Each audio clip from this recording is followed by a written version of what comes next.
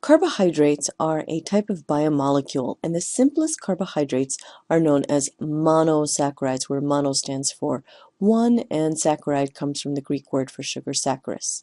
These are often sweet tasting, and they cannot be broken down into smaller carbohydrates.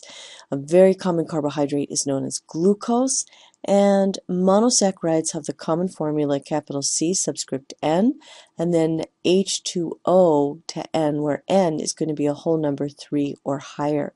So we see where the word carbohydrate comes from, and if we look at the formula for glucose, N is 6, so there are 6 carbons, and 6 times 2 is 12 hydrogens and 6 oxygens.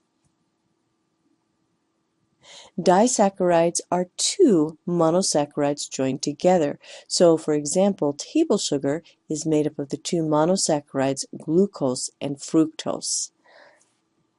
We'll see that disaccharides can be split into the 2 monosaccharides that make them up through hydrolysis. And oligosaccharides are carbohydrates that have 3 to 9 monosaccharide units. And we'll soon see that blood typing groups are made of oligosaccharides.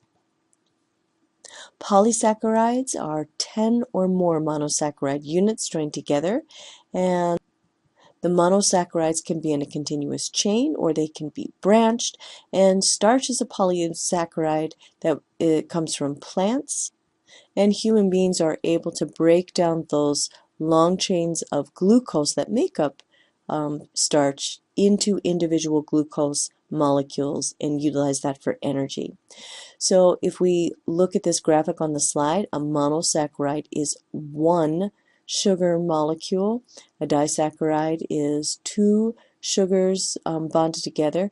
And just want to use the term sugar can be used to describe monosaccharides, and sometimes it's used for disaccharides as well.